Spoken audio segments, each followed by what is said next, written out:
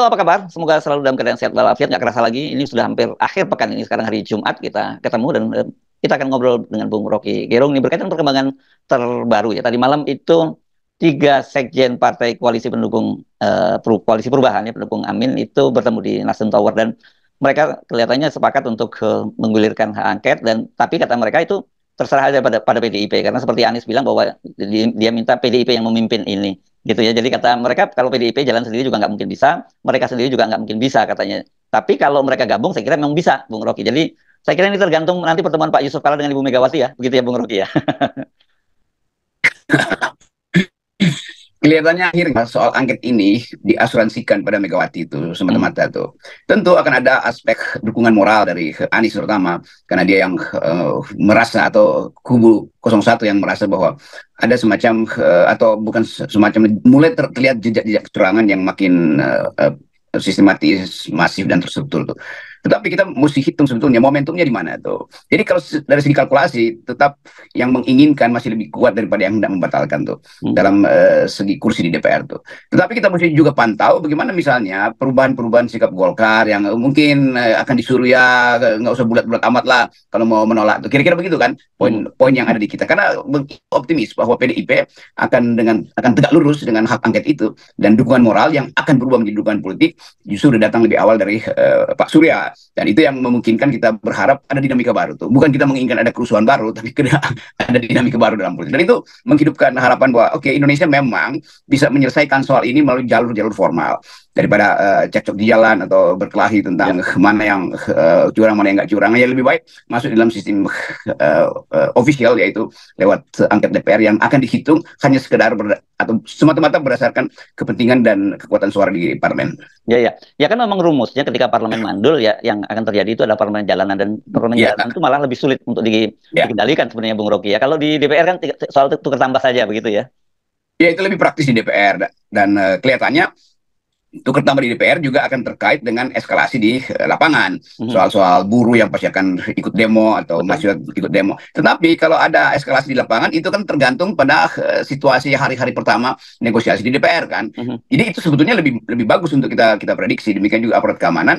Jadi lebih netral tuh karena demo buruh itu mengikuti pembicaraan di Senayan. Bukan karena demo buruh maka Senayan bergerak. Tapi justru karena ada negosiasi di Senayan atau proses angket itu diterangkan dengan cara-cara yang melembaga sehingga tidak terjadi sesuatu di luar pelembagaan politik. Kan kalau buruh yang demonstrasi terus DPR nggak bisa berkomunikasi dengan buruh itu chaos lagi depan DPR kan. Mhm. Jadi sebaiknya memang ada transaksi di DPR dan itu yang akan dilihat oleh buruh. Transaksinya real apa enggak? Apakah partai-partai yang menuntut hak angket itu betul-betul ingin memperlihatkan diri bersih di dalam upaya untuk mengembalikan marwah dari pemilu atau sekedar tukar tambah. Jadi buruh akan pantau itu, mahasiswa juga akan pantau itu. Dan itu pasti mereka akan ada tekanan demonstrasi di depan DPR selama hak angket berlangsung. Tapi itu tekanan yang melembaga tuh, bukan tekanan yang dianggap disuruh atau dimainkan oleh intelijen Ya, seperti ya. yang selama ini diduga. Ya, dan saya kira ini sebenarnya yang selalu dikhawatirkan oleh Pak Jokowi kan, karena selama ini kan Pak Jokowi bisa nggak peduli dengan gerakan-gerakan civil society, dengan gerakan mahasiswa, dengan gerakan buruh dan lain sebagainya itu kan, karena selama DPR dipegang oleh Pak Jokowi, kan karena pada waktu itu kan Pak Jokowi perkasa betul, menyisakan hanya PKS dan Demokrat juga setengah hati sih saya lihatnya kan begitu ya, dan ini terbukti ini dugaan bahwa dia setengah hati itu dengan masuknya dia di kabinet sekarang. Tapi kalau sekarang ini menurut saya agak agak berat ya kalau kemudian ada kesepakatan karena kita hitung-hitung kalau kubu katakanlah kubu PDIP itu sendirian lah kelihatannya P3 mungkin akan balik ke Pak ke Jokowi kalau lihat peringatan dari internal di P3. Tapi kemudian di situ ada PKB, ada Nasdem, ada PKS. Ini tetap saja suaranya mereka lebih dari 50%. Memang tidak sampai 54% seperti sebelumnya atau 55% sebelumnya gitu. Tapi tetap saja lebih dari 50% dan itu sudah memenuhi syarat gitu. Iya, PKB, PKS, dan Nasdem itu andalannya sebetulnya. PKS saya Hmm. kira itu pasti dia akan lakukan hak angket. Nasdem dengan sendirinya, karena kita nggak melihat figur-figur lain di Nasdem selain Surya Paloh. Tentu ada Hmm. 2-3 orang di Nasdem yang punya kepentingan dengan bisnis, tetapi suara itu akan diamplifikasi justru oleh ketegasan Surya Paloh itu. Hmm. Kan kita nggak lihat kelanjutan dari pertemuan Surya Paloh dengan Jokowi kemarin kan. Itu Ya. artinya nggak ada kesepakatan bahwa Surya Paloh mau kooptasi lagi oleh Pak Jokowi itu. Jadi terlihat Pak Surya Paloh itu betul-betul tegak lurus dengan prinsip dia di awal itu, Hmm. yaitu menghendaki ada kebersihan politik, dan itu yang saya kira yang dipastikan melalui keterangan dari Anies Baswedan. Demikian juga Pak JK, itu kan Pak JK nggak mungkin tiba-tiba ya udahlah jangan angket tuh. JK ini kan orang yang juga bukan sekedar tegak lurus, dia tancapkan kakinya di bumi sehingga langsung terhubung ke langit tuh Apa tuh idenya maksudnya tuh? untuk Indonesia. Oh, oke oke. Nah, nah ini yang saya ingin tertarik mendalami ketika Anda tadi menyebutkan kemungkinan Golkar mungkin bukan nggak usah sepenuh-penuhnya lah kalau nolak itu. Oke, secara formalitas dia harus menolak hak angket karena bagaimanapun dia Iya, dia masih koalisi pemerintahannya Jokowi dan juga sekarang Jokowi. dia bergabung dalam koalisinya Prabowo Gibran kan begitu. Tapi apakah yang Anda maksud itu bahkan kemudian Gerindra pun pada akhirnya juga bisa melakukan hal yang sama dengan trade off tadi dengan tukar tambah tadi kalau dengan dasar bahwa oke ini kita lokalisir pada Jokowi saja sementara tidak pada berkaitan dengan pada hasil pilpres gitu Bung Rocky. Walaupun sebenarnya hak angketnya soal kecurangan pemilu loh. Ya itu yang sering kita terangkan bahwa setelah terjadi pemilu, komposisi dan konsolidasi Gerindra itu jadi lain dan tidak mau lagi dianggap bahwa setelah selesai pemilu Jokowi yang masih jadi ketua tim sukses Prabowo, kan nggak begitu kan? Mhm. Kan begitu Prabowo sukses maka Prabowo sendiri menjadi ketua tim suksesnya tuh. Jadi kalau ada semacam keresahan politik, tentu Gerindra juga berpikir kalau tekanan publiknya sangat besar, atau itu nggak akan membatalkan fakta bahwa Prabowo udah dilantik. Kan dengan mudah publik menganggap bahwa yang bermasalah itu adalah Jokowi dan bukan sekedar di Senayan yang akan dihitung kesalahan Jokowi, di MK akan dihitung. Jadi sebetulnya ini tendangan pojok yang diarahkan ke gawangnya Jokowi sebetulnya. Jadi bolanya bisa melipir tuh. Dan Gerindra mungkin ya udahlah mau dibogol juga nggak apa-apa kan. Jadi dinamika ini akan muncul. Yang kita tuntut sebetulnya adalah ada kesepakatan supaya dinamika ini tidak bersinggungan dengan masalah-masalah agama, sara segala macam kan. Hmm. Kan ini dinamika biasa dan DPR kan yang punya hak angket tuh. Tetapi publik memang mau disebutkan apa nggak disebutkan dalam hati mengetahui bahwa ini semua akibat cawe-cawe Jokowi. Jadi yang akan jadi headline nanti itu cawe-cawe Jokowi yang dari awal ingin mengendalikan pemilu tuh. Nah, bahkan Prabowo bisa bilang, ya saya cuma dikendalikan kok, kira-kira begitu tuh. Tapi fakta yang udah terjadi kan Prabowo udah merasa presiden. Jadi bagi dia, ya saya bukan lagi anak buah Jokowi. Kira-kira begitu psikologinya. Ya walaupun basa-basinya tentu Pak Prabowo akan bilang saya meneruskan Pak Jokowi. Tetapi politik itu ada wilayah realisnya, ada wilayah idealisnya tuh. Nah, Prabowo sekarang masuk pada wilayah realis dan nggak mungkin kemenangan Gerindra itu mau dibatalkan oleh angket, itu susah itu. Jadi kira-kira akan ada semacam ya perselisihan visi lah atau perspektif. Ini angket mau ke arah mana nih? Ke arah Gerindra itu berarti Golkar juga gak akan kena segala macam. Nggak mau lah Golkar juga ikut-ikut sertakan dalam soal tuduhan kecurangan. Karena apapun Golkar udah dapat kembali kursinya di DPR kan. Jadi tetap kita mesti baca between the line bahwa Jokowi itu semacam shadow boxingnya atau sasaran empuk dari semua pihak sebetulnya. Kenapa? Karena Jokowi makin lama makin kehilangan kekuasaannya kan. Dan itu yang menandakan kenapa dia mau ambil lagi bujuk Nasdem, mungkin sekarang lagi nyari cara untuk bertemu dengan Megawati segala macam. Demokrat udah masuk di situ. Tapi tetap Demokrat itu ada buku merah yang orang tetap ingat, itu buku teguran SBY pada Jokowi. Ya, oke. Jadi saya kira gini, memang logika antara publik atau civil society dengan logika di DPR pasti jelas berbeda ya, Bung Rocky ya. Kalau logikanya para penggiat civil society ini kan dua tuntutannya, makzulkan Jokowi, terus kemudian diskualifikasi paslon 02. Itu kan tuntutannya begitu ya. Itu call tingginya. Tapi dengan tingginya begitu. ya. Tapi dengan penjelasan Anda tadi, ini jangan marah lagi pada Bung Rocky ini. Ini analisis ini ya. Dianggap nanti Anda berpihak lagi Bung Rocky ya. Itu jadi saya kira mungkin aja titik temunya ya menjadikan Jokowi sebagai sebuah yang memang persoalannya Jokowi begitu gitu. Jadi mungkin komprominya di situ ya Bung Rocky, dengan begitu artinya Golkar, Gerindra bahkan PAN juga termasuk Demokrat nggak akan terlalu ngotot banget begitu nantinya. Ya itu akan jadi transaksi di koalisi 02 tuh. Jadi call-nya akan sangat tinggi tapi nanti ada transaksi pragmatis. Jadi itu sebetulnya mesti kita lihat tuh. Jadi dari awal kita menduga bahwa ini akan terjadi masalah semacam ini nih.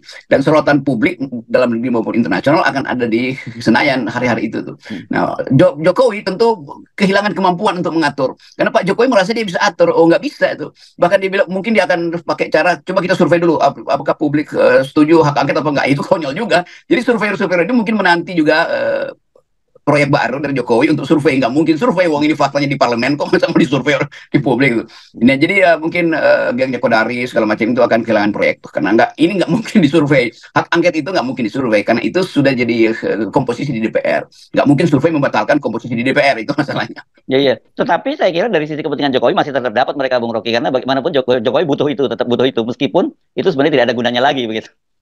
Iya, itu peralatan yang udah usang ya akan dipakai Jokowi. Dan lain kalau misalnya ekonomi lagi bagus. Ini kan seluruh kebutuhan pokok naik. Jadi orang mulai melihat bahwa ya memang ini akibat dari cawe-cawe. Jadi politik menjadi tidak stabil, harga-harga naik, inflasi konsumen, inflasi kebutuhan konsumtif itu jadi makin mahal. Jadi arah politik itu akan kembali tertuju pada awal pintu masuk Jokowi cawe-cawe itu Mahkamah Konstitusi itu di situ sebetulnya. Nah semua hal harus dikembalikan ke situ tuh. Kalau bilang Jokowi lagi Jokowi memang Jokowi yang mau disasar kan Ya. nggak mungkin angket itu sekedar berhenti pada hitungan di KPU dan itu akan diteruskan. Apalagi kalau hitungan di KPU mulai memperlihatkan kecemasan KPU sendiri untuk menggambarkan figur angka-angka itu yang mana yang betul. Jadi tetap akan dinamik itu akan sangat besar, kuat. Ada hak angket di DPR, ada kecemasan psikologi pada KPU yang mulai melihat bahwa memang ada tuntutan yang masuk akal terhadap cara perhitungan KPU dan ada situasi ekonomi yang memburuk sebetulnya. Itu saya kira itu poin yang paling utama adalah harga beras yang tidak terkendali dan keinginan pemerintah untuk tetap keinginan Pak Jokowi untuk merangkul partai-partai dan itu udah nggak ada efeknya karena partai-partai udah sibuk untuk mengatur komposisi di parlemen daripada urusan menteri. Walaupun ada isu reshuffle ya itu reshuffle mungkin itu ya basa-basi aja tuh bagi Jokowi dan itu juga terbaca sebagai upaya membujuk tuh. Ya, ya. Sebenarnya ini anu ya, politik apa, stick and carrot gitulah ya. Iya, Kalau stikan carrot aja. ya, Tapi ya. nggak mungkin lagi karena carrotnya udah dimakan habis di parlemen tuh. Dan sticknya udah dua kali patah di tangan Jokowi. Ya, saya kira itu yang akan dilakukan. Yang pertama kali pasti membujuk Muhaimin, atau kalau tidak membujuk pun paling mungkin minimal ketemulah seperti Surya Paloh gitu, ketemu ke istana dan kemudian istana bangun narasi bahwa oh ini yang minta Muhaimin begitu ya. Dan kemudian nanti Muhaimin akan menjawab tidak kan begitu, bukan bukan keinginan dia begitu, itu paling maksimal itu yang bisa dilakukan begitu. Iya, iya Jokowi kan apa yang masih ada di kantongnya buat sprindik ke PKB atau Caimin misalnya itu pasti orang nggak peduli lagi itu soal kasus-kasus sebelumnya itu karena KPK sendiri udah membusuk sebetulnya kan. Ya, Jadi ya. soal-soal ini nggak ada lagi publik melihat bahwa Caimin itu bisa diakali Jokowi. Ya mungkin dulu bisa tuh. Kalau sekarang nggak, kena Anies itu yang akan backup Caimin. Demikian juga kasus Anies sudah selesai sebetulnya kan. Dan ada aturan bahwa kasus-kasus itu pun nggak boleh dibongkar lagi sebelum ada hasil ketetapan uh, Dari KPU. KPU. Tapi justru soal ketetapan KPU itu yang akan dipermasalahkan. Jadi Pak Jokowi kehilangan kemampuan untuk menggenggam politik lagi itu. Udah lepas semua itu seluruh genggaman politik Jokowi itu. Yes, oke. Jadi ini sekarang sekali lagi ya, tinggal tergantung kalau dalam bahasanya Anies kan dia minta agar PDIP yang memimpin, terus kemudian partai-partai itu juga menyatakan bahwa mereka tidak mungkin maju sendiri angket tanpa PDIP, sebaliknya PDIP juga tidak bisa maju tanpa koalisi perubahan begitu. Nah, kalau Anda lihat suasana kebatinannya Ibu Megawati, apakah akan kembali sikapnya seperti kemarin sebelum ketika isu mundur itu dan Ibu Megawati yang justru mencegah supaya jangan terjadi kerusuhan begitu, Bung Rocky? Saya kira blessing in disguise, Ibu Mega berhasil untuk mematangkan momentum tuh. Jadi bayangkan kalau Ibu Mega udah cabut kemarin menteri-menterinya, ya orang akan merasa udahlah Ibu Mega udah selesai sebagai itu pertama. Jadi Megawati punya insting yang bagus, bahwa oke biarin aja dulu sehingga orang tahu bahwa Megawati bukan sekedar pengecut mau apa namanya ngambek lalu tarik menteri-menterinya. Enggak, Megawati tetap pakai poin. Enggak, itu kalau soal menteri itu adalah kewajiban PDIP untuk mengamankan program pemerintah sampai dia selesai. Kalau enggak dia akan mengguncang politik atau ekonomi itu. Tetapi Megawati dapat kembali momentum untuk mengevaluasi seluruh kebijakan Jokowi, apalagi kebijakan dia yang memang kelihatan hendak menghancurkan PDIP. Jadi poin kita adalah Megawati hanya mengerti bahwa Jokowi itu dibesarkan oleh PDIP tapi menghancurkan PDIP. Nah itu bagi seorang ibu itu malin yang paling kundang itu. Dan ini malin kundang 5.0 ini Bung Rocky, jadi lebih canggih ini ya. Nah itu saya kira yang nggak mungkin dibatalkan dari perenungan Ibu Mega. Mungkin dalam 2 minggu ini hari Ibu Mega tiba pada pengetahuan bahwa Jokowi memang nggak paham demokrasi. Jokowi ingin membatalkan hak wong cilik berpolitik. Jokowi mengkhianati pikiran-pikiran Soekarno. Jadi semua itu kan hanya bisa diucapkan dalam batin dan berubah menjadi kalimat politik dari Megawati. Hasto nggak mungkin baca itu karena Hasto nggak ngerti perasaan Bu Mega terhadap bapaknya tuh yang ada pendiri bangsa. Apalagi kalau kita mau terangkan, loh PDIP ini adalah partai yang historis tuh. Ya partai-partai lain itu kan bentukan Orde Baru sebetulnya. Tapi PDIP dari awal konsisten dengan nasionalisme dan internasionalismenya Bung Karno. Jadi saya kira itu permenungan bagi Megawati sebagai orang yang berkali-kali ada di dalam jebakan politik tapi selalu bisa tegak kembali. Jadi selamat datang Ibu Mega, silakan memimpin hak angket. FNN akan berada di belakang. Yes, oke. Terima kasih Bung Rocky ya.